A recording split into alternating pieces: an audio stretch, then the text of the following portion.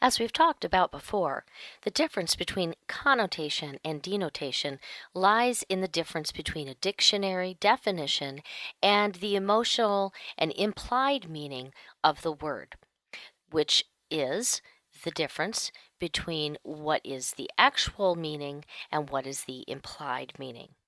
In the poem Cross by Langston Hughes, even the title represents a challenge with connotation as opposed to denotation. When we look at the title of the poem, Cross, without even reading the rest of the poem, we can start to surmise all of the different meanings of the word cross. Cross means the cross that we carry, that we bear, the cross that Christ was crucified on.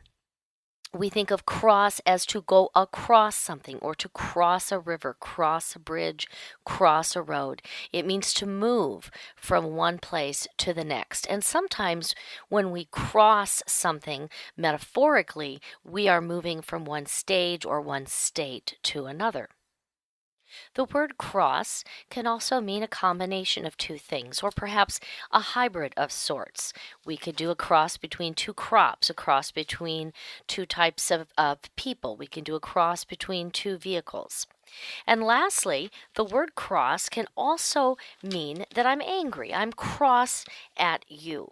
So there are multiple meanings of the word cross, and the implications for what this poem is going to represent for us is actually quite complicated. So let's read the poem. Cross by Langston Hughes. My old man's a white old man, and my old mother's black.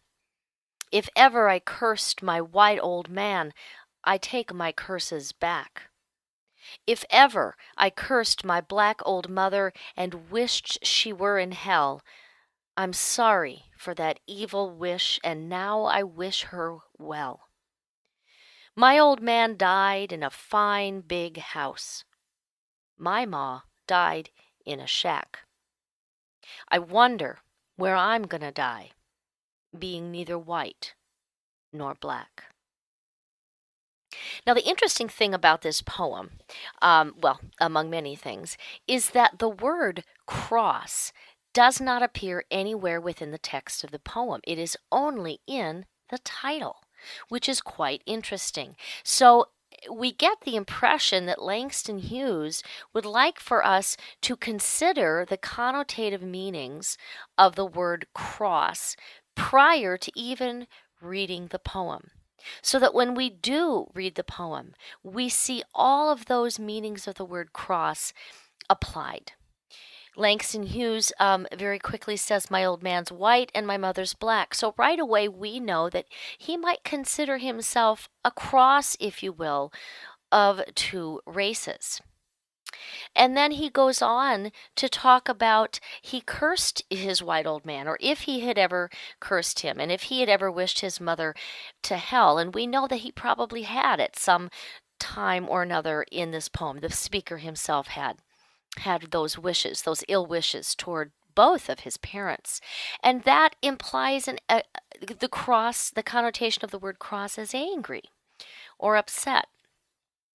We also see that this seems to be something that he has a burden that he has to endure, or a cross metaphorically that he has to bear, this cross between two races, having to live in two different worlds. And we know that Langston Hughes did indeed have that burden as he was writing during the Harlem Renaissance. He was one of the precursors to the civil rights movement. So we know that having that being a part of the white world and part of the black world was probably a burden or a cross to him.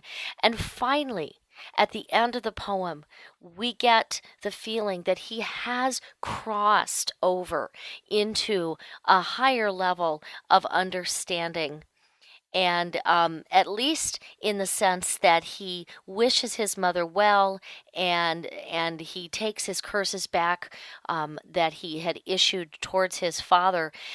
But the poem itself ends with a question, and that question leads us back to the cross of being neither black nor white. And so there's a paradox there, because rather than being a cross, he's saying he is neither one nor the other. So now you can see how connotative and denotative meanings can play very prominently in the meaning overall of certain poems, and certainly that is the case